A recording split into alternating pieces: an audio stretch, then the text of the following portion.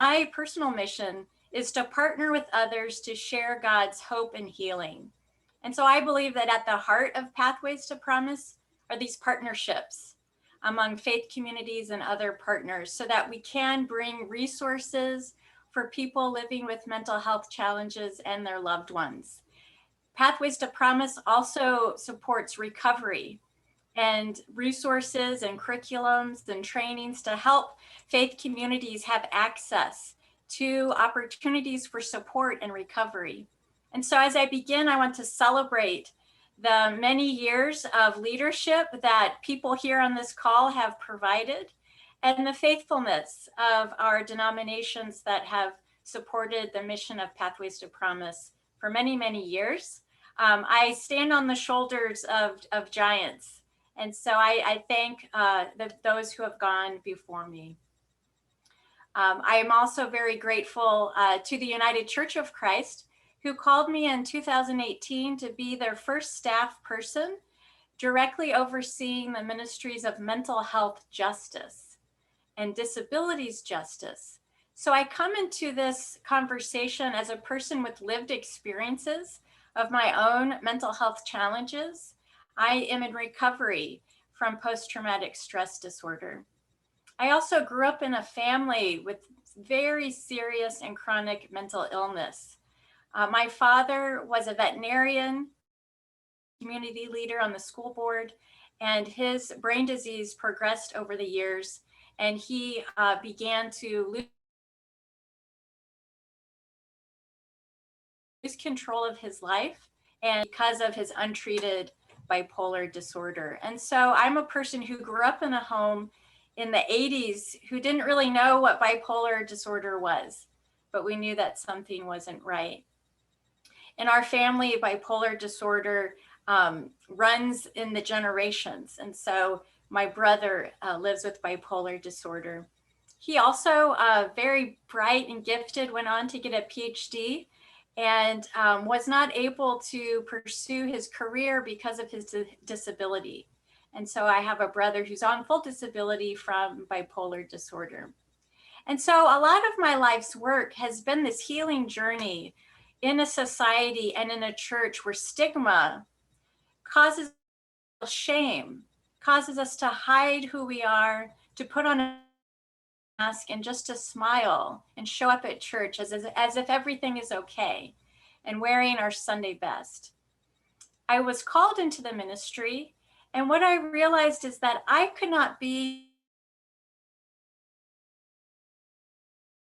a good pastor, cares around mental illness, and how mental illness really shaped my understanding of who God was and the healing and grace that's possible when we engage with God about the things that shape our lives. I met Alan Johnson at United Church of Christ General Synod.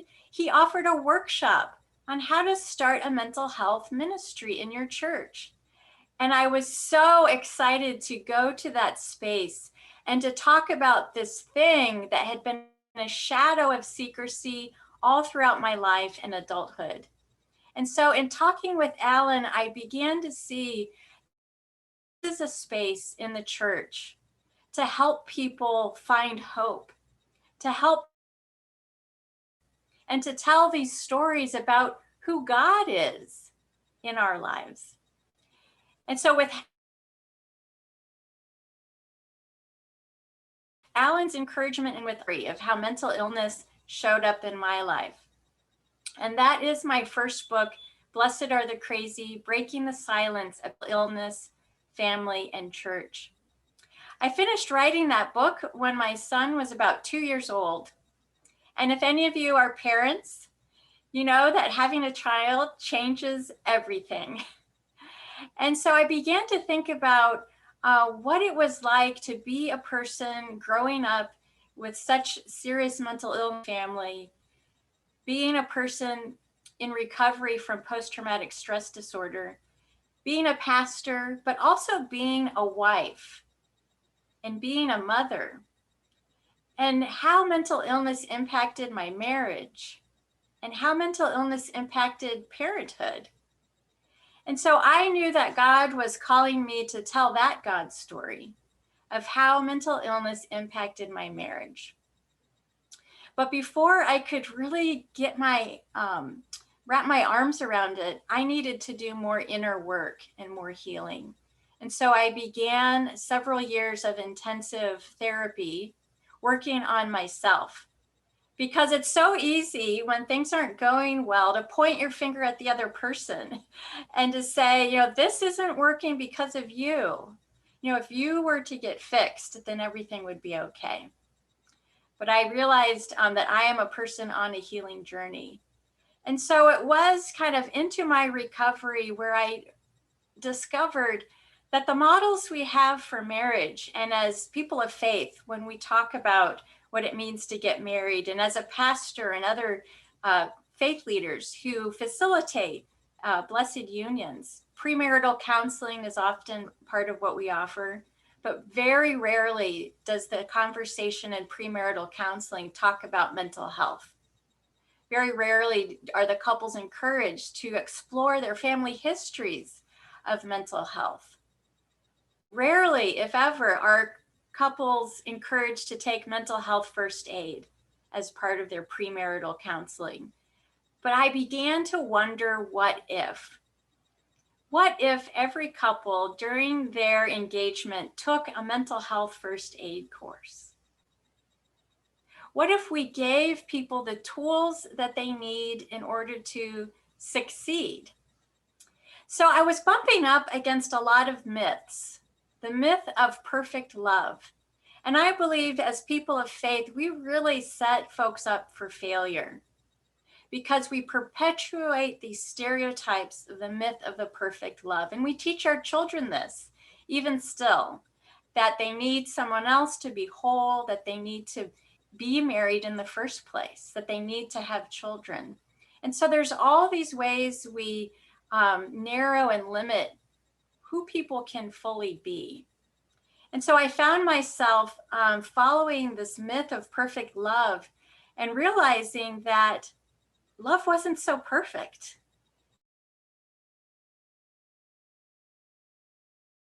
And it wasn't until I looked at marriage through the lens of mental health that I realized there was something else going on. It wasn't about a broken love or about a mental health condition. And it was similar to my journey with my father, growing up as a child, being so confused about my father's lack of ability to communicate love, his lack of ability to show affection. And for so many years as a girl, it tormented me, thinking I was unlovable, thinking my father hated me, thinking that I did something wrong. It wasn't until I was an adult and learned about mental health conditions and learned about the symptoms of bipolar disorder and schizophrenia that I realized wasn't wanting to love me. It's that he could not love me because his serious symptoms of mental illness interrupted his ability to communicate and to behave in ways that communicated love. There are some marriage theories that say that you marry the person that you need in your life to help you heal. And so thinking about that, I ended up marrying somebody who would reflect back to me all of these opportunities for healing. I married someone with chronic and serious depression, someone with anxiety disorder, and someone with addiction. And I myself have post-traumatic stress disorder. And so viewing our marriage through the lens of mental illness and mental health really opened up opportunities for recovery and healing. I think so many times we look to divorce when we view our difficulties just through the lens of someone's personality or someone's intentionality to harm. But as we know, sometimes mental health conditions cause us to behave in ways that are harmful but they are not intended. And with recovery, with medication, with symptom management, those are my own experience in my own marriage, that with medication, with therapy, with counseling, with holistic health care, body, mind, and spirit, our marriage changed. Addressing the mental health needs in our marriage changed our marriage. And that gives me hope. And that is why I wrote the book. And my book is mainly an encouragement and a word of hope, not just for people who are married, but for people who care for people who are married. So I've already heard from readers that have adult children in marriages where there's mental illness, and how this helps them kind of get a glimpse and understand the challenges facing people in marriages with mental health conditions. In my book, I tell the stories of many different couples, trying to show the diversity of mental health challenges. There's reflection questions, and it's all through the lens of 1 Corinthians 13. Love is patient. Love is kind. Love is not boastful or arrogant or rude. And how often these idealized behaviors and attitudes are really challenged when we're facing the difficulties of mental illness. Yet there is hope. In the book, I try to dismantle the stigma and to reaffirm that mental health challenges are physical mental health issues, that the brain is part of our mental health, and it's no different in terms of heart disease or cancer, and that there's no shame. Also, for people of faith, there are often questions about, well, where is God in the midst of this particular challenge? And if God loved me, why would God allow this to happen to me? Or even worse, some harmful theologies that is a punishment from God, is a result of personal sin. And so, in the name of God, I claim that people with mental illness are loved by God, and that mental illness is not a punishment condition. Mental illness is just part of what it means to be human. And the more we normalize that, and the more that we accept this as part of life, that we're all on a spectrum, I think the better our world will be. Especially now in a pandemic, we've seen the data, depression and anxiety rates have doubled in the general public. Tragically, suicide conversations are life-saving. And books like Blessed Union bring these conversations into our faith communities and give people a place to start the conversation.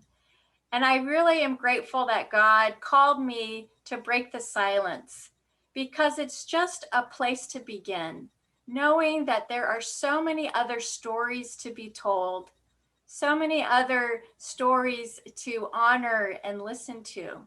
Mine is just one. And so I want to pause here and just offer some space for any questions you might have as we explore this issue of marriage and mental health challenges.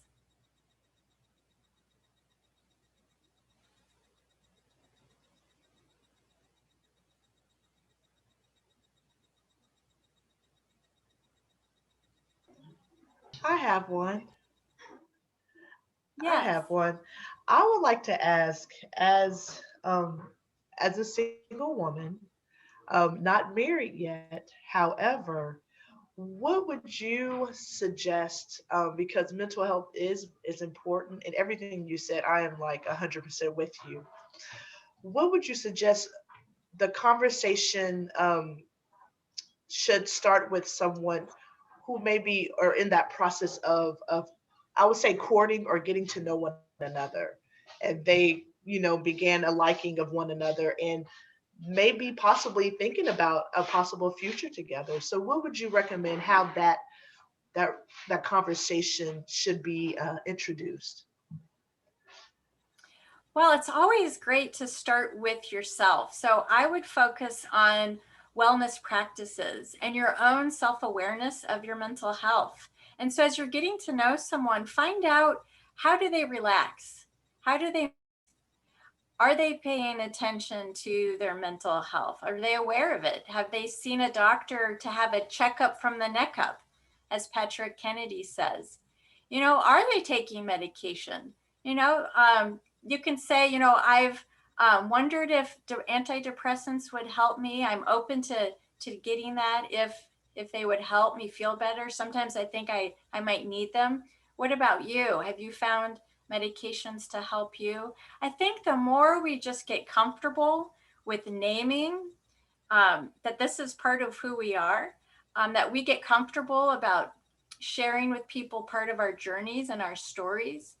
Talk about the aunt who was in the psychiatric hospital. Talk about the cousin who died by suicide. Talk about your brother who has an addiction. Just really opening up about these realities in our lives. Because, when I was dating my husband, we did not share any of these things about ourselves. And looking back, I wondered, was it because we were too ashamed or too embarrassed?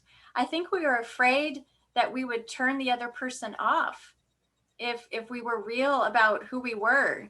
And as a pastor, I know there's that fear for a lot of clergy who are afraid that if the church knew their stories and their family stories, that the church would judge them.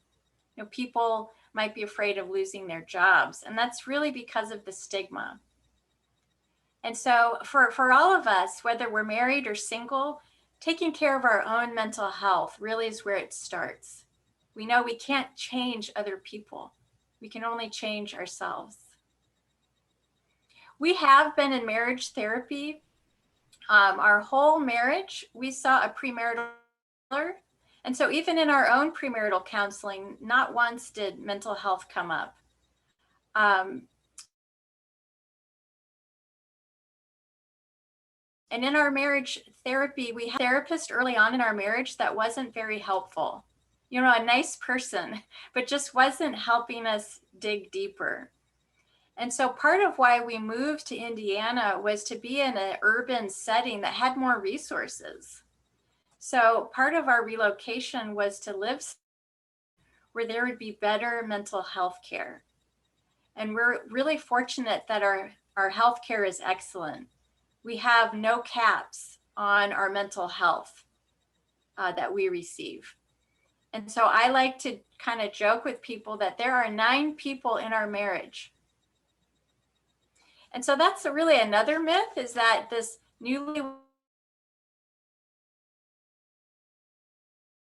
couple, they fall in love, and all by themselves. Like they go off and just kind of go off and start their own life, just the two of them. And somehow someone else is supposed to make you complete or happy.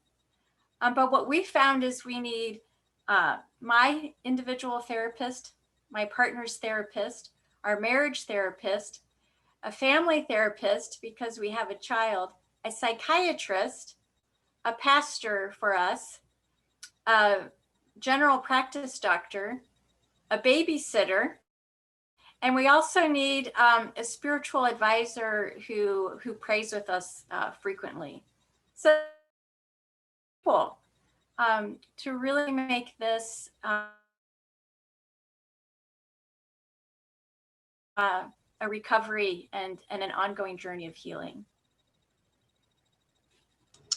I have a question. As it relates to grief and loss, when a spouse is, it can lead into depression, right? It can lead into manifesting other symptoms. What are some ways you can help couples cope through the process of grief when, it's clear that the spouse is changing, whether that be the energy, right? They can be, pulling away from even intimacy, right? Just this domino effect going on, as a result of this significant loss, particularly loss of a loved one, through death.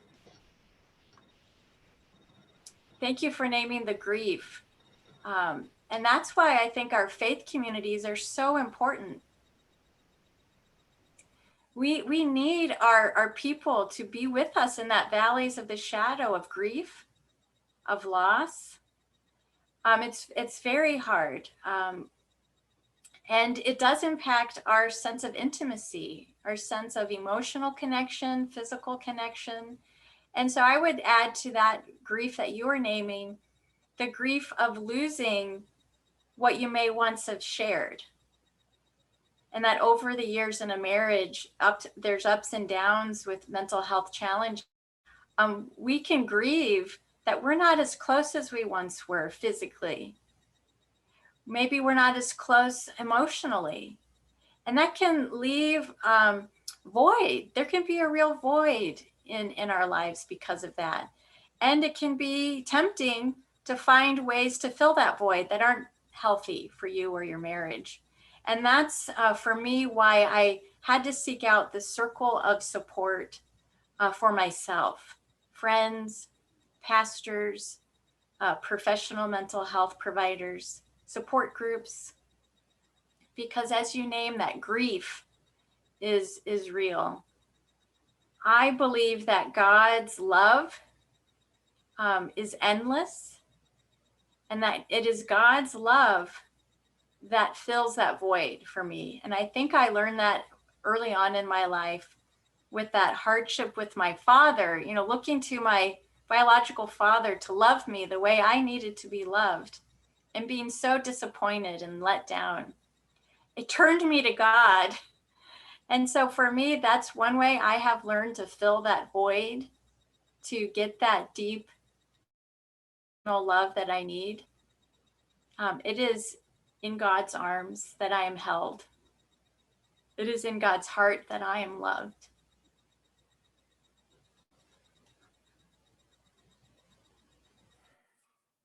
I'm always absolutely moved by what you share. I think it's Sarah. important to name that for each other. That we Go ahead. No, go ahead. Go ahead. Oh, I was just going to say, I think it's important that we name that, that life disappoints us. People we love disappoint us.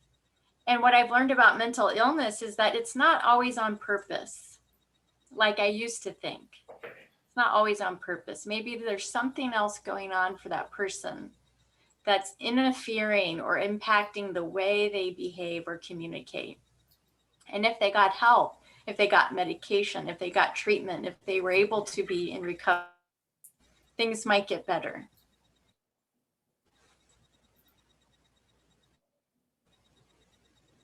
Alan.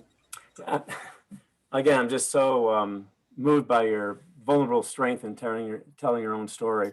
Yes. And I just want to underscore, I've not shared much this before, but my first marriage was probably one of the main reasons why we are now, it's my ex-wife, is because we both looked at mental illness differently. When our son was first hospitalized for his first bipolar episode, was 35 years ago, which he continues now to try to manage his own mental illness. But both my then wife and I just looked at it very, very differently. I was totally in support of the psychiatry, the medication. She said absolutely not. And we were not able to work together to really help him, let alone our own marriage. So that was one of the fissures, I think, for the divorce that I experienced. But it seems to me you and your husband have really done and are doing the work.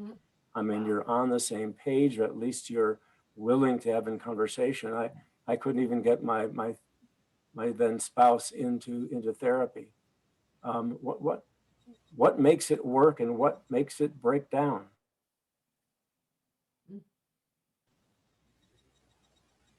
Thank you for sharing that, Alan.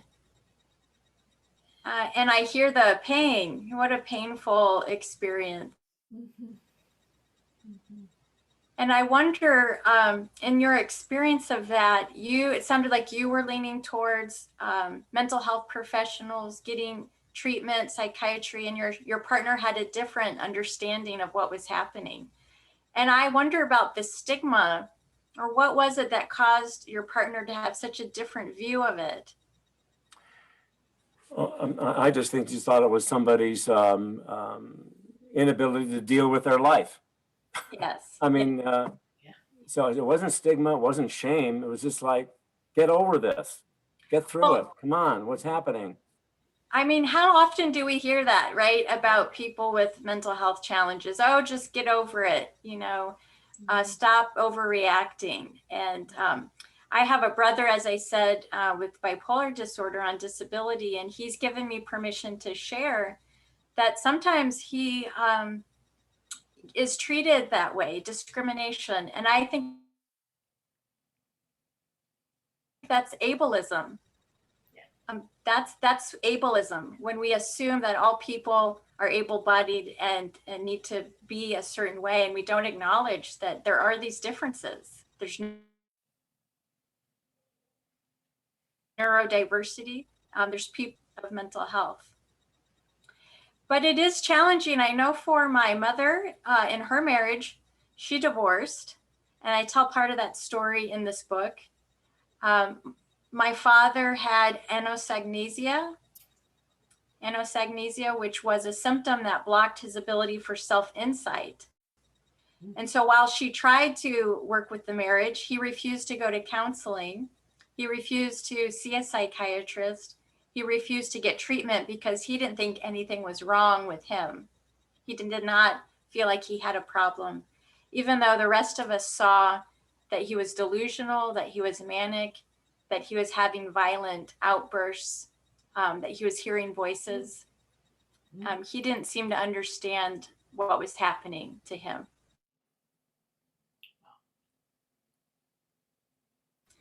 And so my mom's counselor said, the safest thing for you all is to get away from him before someone's killed. Wow. And so his was a very extreme case. But she did separate and later divorced because my father then tried to kidnap us. And the only way to prevent the kidnapping was to file for a divorce. And so in her marriage, even though she tried to make it work, she was a Lutheran, and she said, I didn't believe in marriage. My religion taught me, you're supposed to stay married.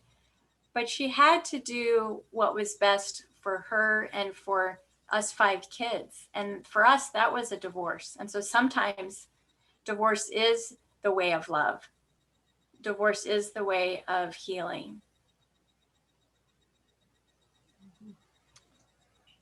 So I have a question.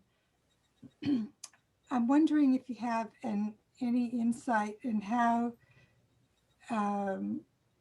you might work with a situation. Sometimes, as I know, a lot of us have worked with people that have mental health problems, sometimes it's very hard to find the type of medication that works or the kind of therapy that works, because everybody's reacts to medication in a very idiosyncratic way.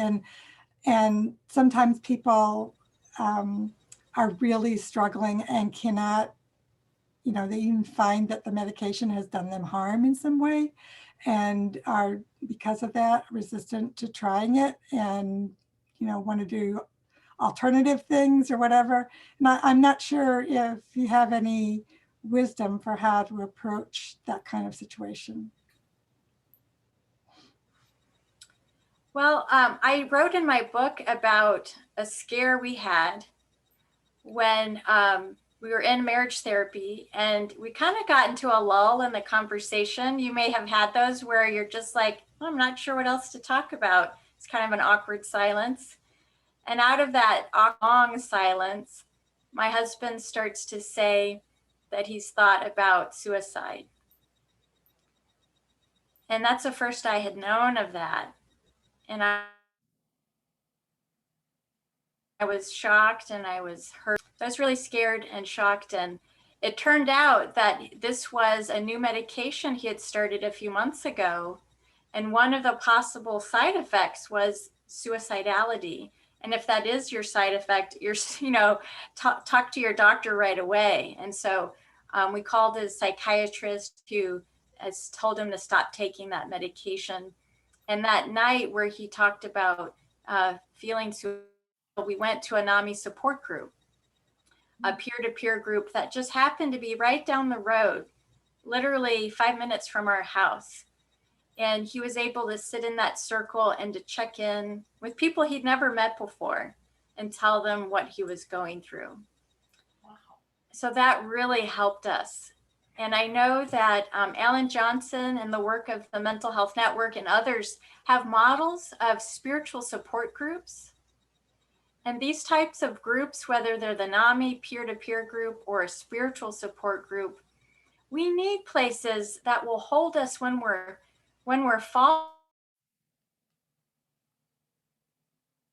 falling, that will catch us and so I think because medications can cause really severe side effects, sometimes not work at all or stop working, we need to know where to go when things are really falling apart, until things get better. We need those connections. Thank you for that. I agree.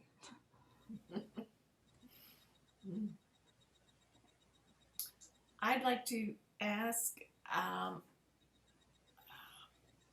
how comfortable would a same-sex couple be reading your book? Does it, Thank you. I'll just leave it at that. I know the UCC is in the forefront Yes. of blessing same-sex couples. Thank you. It's a great question. I was very mindful in the writing of the book that it would be a book that anyone could read and feel like it was speaking to them. So I take a very general view. I don't use husband-wife language. Stick to words like partner, and so my approach is to be open. The main topic is mental health, and so I don't really explore other justice issues. I really keep it focused on the mental health aspect of it. Great, thank you. That's great.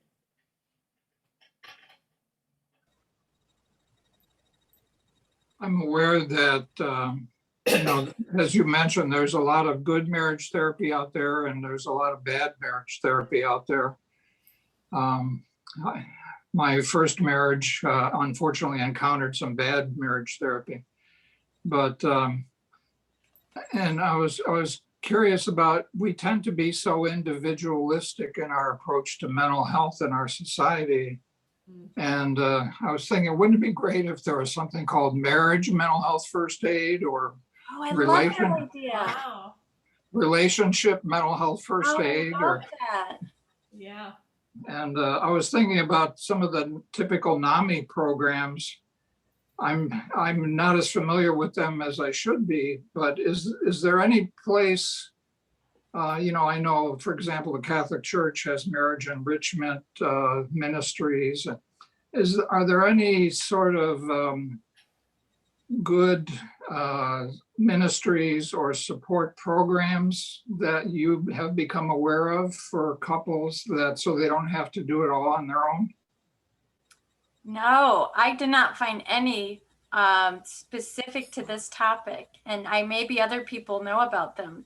But part of what I discovered is that we're ableist, and the therapy community, marriage therapy community, is ableist. They assume that the people coming to receive services are neurotypical and able-bodied.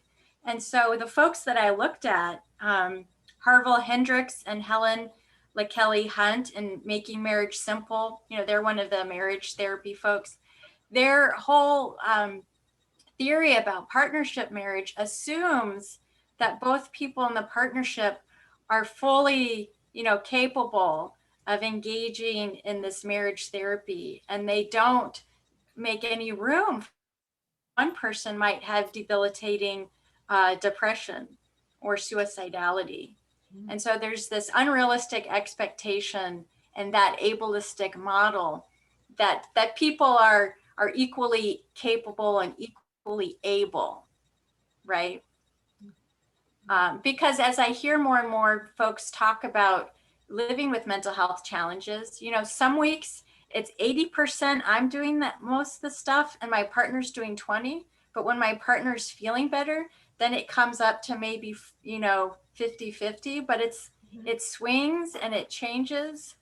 And we need to have therapies and conversations that acknowledge, that reality that so many people are living with. Wow. And I guess I'll have to continue on this because other things I read really showed me the ableism. They talked about, have a better attitude, try not to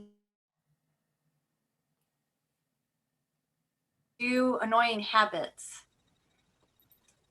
And so it sort of talked about, you can save your marriage by being less annoying, by, change your bad habits, be more thoughtful. And while those things might help, if you have addiction and maybe you're passing out at night, that's not about an annoying habit. That's not about, being more thoughtful. There's something else going on.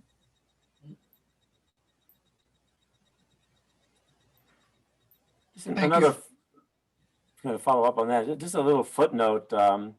I've experienced going to Al-Anon meetings, and those have been really helpful, particularly now my son has been hospitalized 21 different times in different hospitals. And so again, how can we really control somebody's life? He's 50 years old. So that has been a really good resource for me to, again, deal with how do we love with detachment. I mean, that's the hardest thing for me to deal with. I'm all into connection, but how do we therefore detach? Because I'm not in control of his life. If he was 11 years old, 10 years old, I'd be a different relationship. But he's now in his 50s. So that is another resource I think that's been very helpful to take care of myself so that my present marriage, which is very strong, will continue to be strong. Yes, the 12-step model is helpful. And I also have been helped by the Al-Anon. And whenever I've experienced the Al-Anon conversation, it's often focused on, well, how can you take care of yourself? What can you do to be more gentle with yourself, to be more kind and loving to yourself?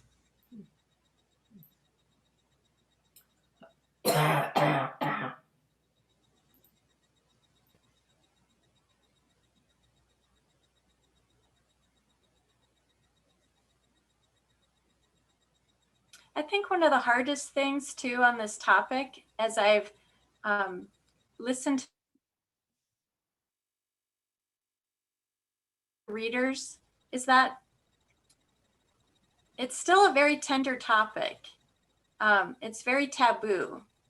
And so it feels like a new frontier in some ways. And people are ready for it. People are ready for the conversation because we can't save each other just by loving more, loving harder. Sometimes it takes medication. Sometimes it takes a hospitalization to save the person we love or to save ourselves.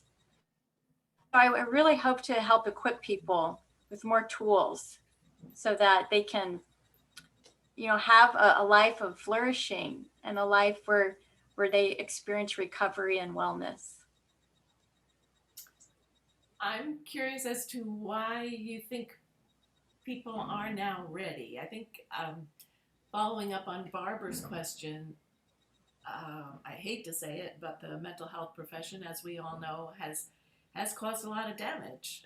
And people are very convinced that they shouldn't go to treatment and it will only make things worse. And I fully agree with absolutely everything you have said. And so this is a major frustration in my life, both in terms of my ministry and my personal life.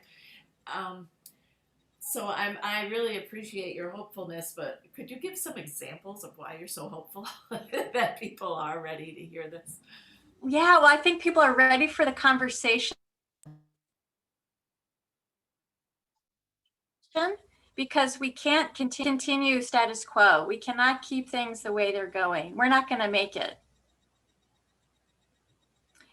I believe that this movement to break the silence, to tell our stories, to connect, and to let someone in on what's happening is a movement of the spirit.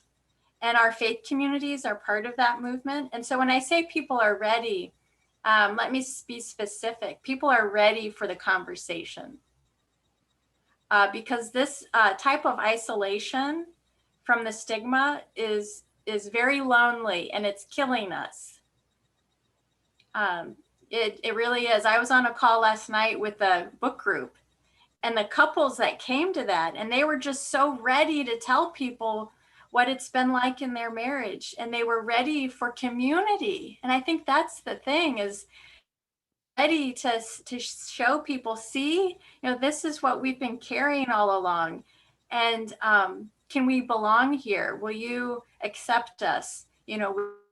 Thing that we've been holding on to, and can you help us figure this out? And so I think that's what I'm excited about, is that we're able to start having these conversations and creating these moments of authentic connection. And for me, I find hope in that because being isolated and feeling totally alone and cut off, that's fatal.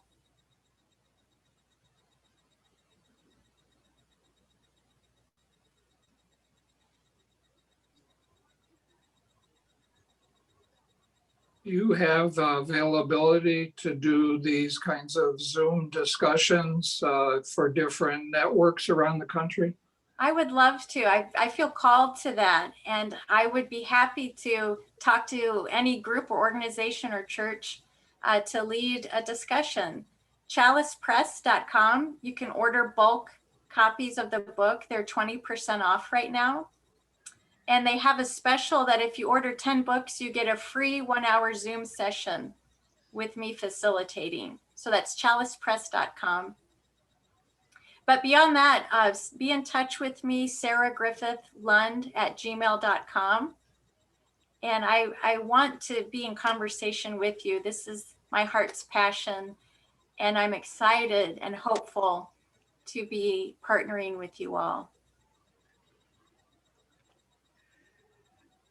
Thank you so much. This was such a treat. This was really awesome. I know for a lot of you guys, it was really, really great to hear what Dr. Sarah had to say. Is there anyone else?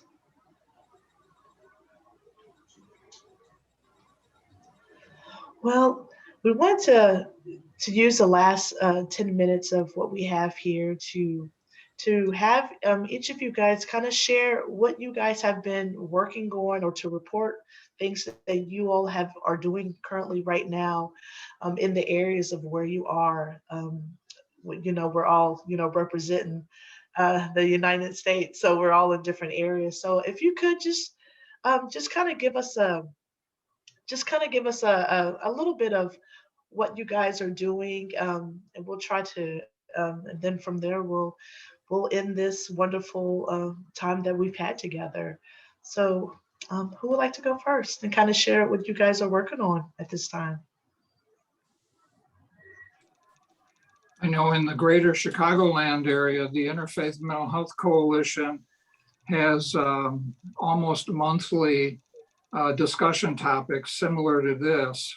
And we're covering topics like grief during the pandemic and how faith communities are trying to cope, including clergy during the pandemic, and prison ministry and trauma-informed work is coming up as a hot topic.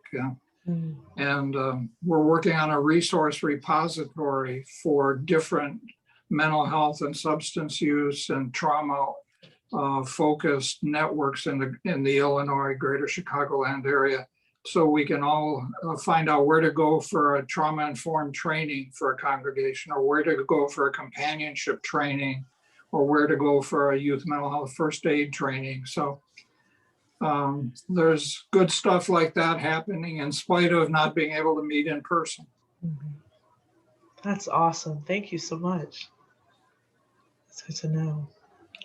The Unitarian Universalist Mental Health Network is working right now on sort of revamping our mission statement based on some input we got from a survey that we did of Unitarian Universalists.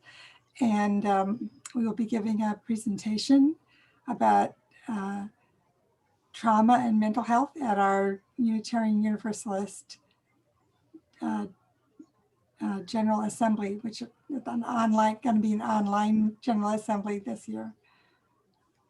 Yeah, that's awesome. Thank you. Thank you so much. Would anyone else like to share? Well, I need to follow up Barbara because I work with Barbara. Okay. I'm part of the network as well, and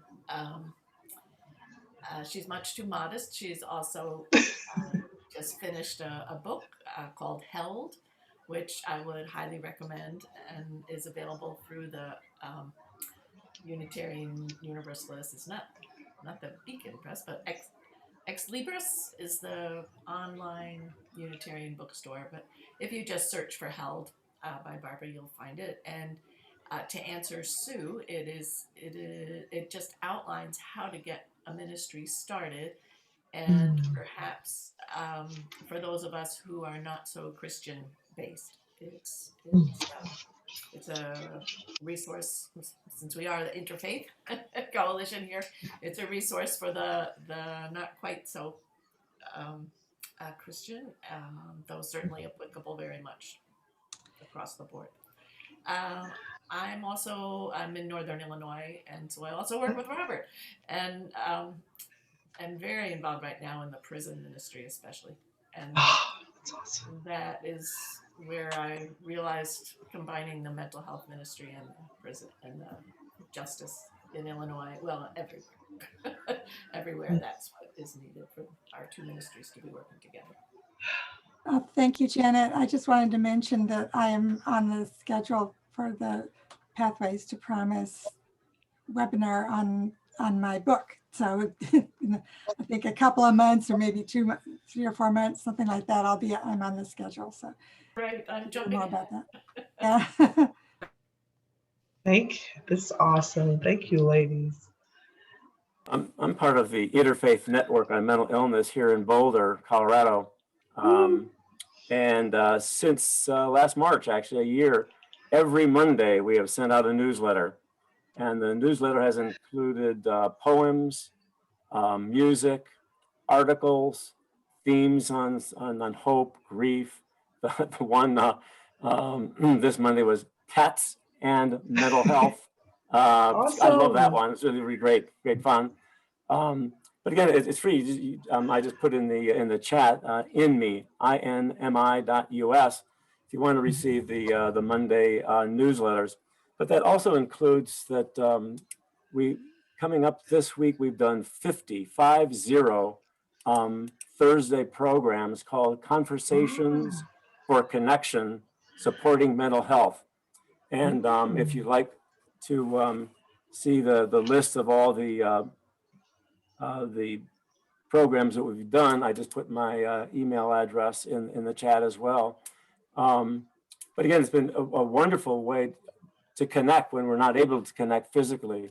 And I said we've done about 50 of those with therapists, clergy, people from across the country, as well as local here as well. And the other thing we're doing for Mental Health Month, which is May, as we all know, is May 15th. We're bringing speaker Sally Spencer Thomas. I'm not sure you know her. She's the one that developed a program called Men Therapy. It is hysterical. It is powerful to try to address for some, the inability to talk about their personal life, and especially things for therapy around mental health. Anyway, she's coming and she's speaking on Zoom, and that's on spiritual practice and suicide prevention, the role of faith communities in suicide prevention, intervention, and crisis response. So we're just pulling that together now. So we keep on doing that, even though we're not able to get together, and keep those things going. So if you're interested, there's some ways you could be connected as well. Alan, this is Sue Ann. Can you hear me okay? Yeah. I am in Denver. I am I'm a faith community nurse here in Denver, and I'm very interested. You said it was the Interfaith Alliance in Boulder. What was it called? It's called the Interfaith Network on Mental Illness, INMI.US.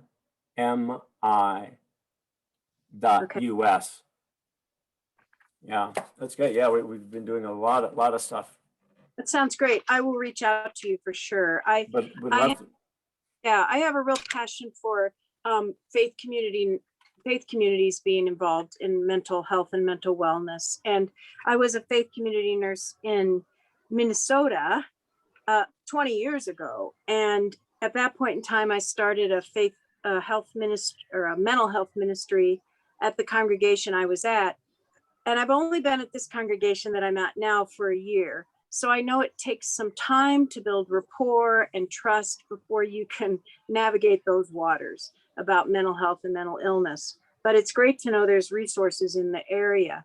The way I did it in Minnesota was I just put a little thing in the bulletin. It's Mental Health Awareness Month. If anybody wants to chat, give me a call. And one woman called me. But out of that, we started a support group called E4. And it was amazing how the people just kind of from the congregation kind of came out of the woodwork and just needed a safe place to tell their stories. And they had never considered their church a safe place before. So it's really amazing. If we create that space and place, we can be partnered with folks in their journey. That's beautiful. Thank you. Thank you, Sue. I just put the email or the website for the UCC Mental Health Network that Sarah had mentioned before. And Sarah had been the vice chair of the UCC board and has been instrumental in our doing the kind of work that we do nationally through the UCC. Great. Thank you. This is awesome. This is what it's about. Us connecting and getting resources and just knowing that we're in this together and that we're being a support for each other. I mean, this is what it's about. So thank you all so much for being part today. We thank you for your time. We thank you for your efforts and just the passion that you all provide within your communities that you're in, because even though you may not hear it a lot, but we thank you and it's definitely appreciated. So thank you. And Dr. Sarah, Reverend Dr. Sarah, you were awesome today. Thank you so much. It was such a delight and such a pleasure having you with us and sharing just the tidbits that you gave us. I mean, they were gems. So we really, really do appreciate it. So thank you all so much for coming. We hope that you all would join us again when we have our next Engage and Learn Network, our workshop. So thank you guys. Thank you guys so much. So if you have any questions, just like I said, we have the information on there. I'm gonna just stay on for a minute so people can kind of get the information that was put in the chat so everybody can have opportunity to get that information. But also remember that this will be posted on Pathways to Promise website. So if you ever want to go back on there and look at information and see what was talked about, please feel free to do so. But if there's anything else, you guys are wonderful. So we appreciate you all so much. Thank you, Cody. Thank you all. Thank you. Bye-bye. Bye-bye.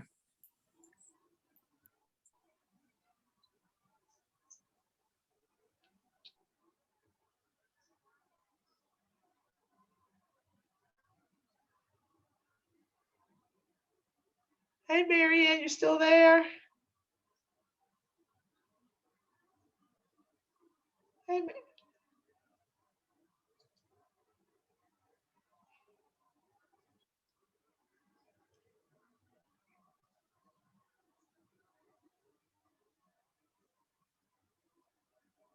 hey, Miss Charlotte, you still there?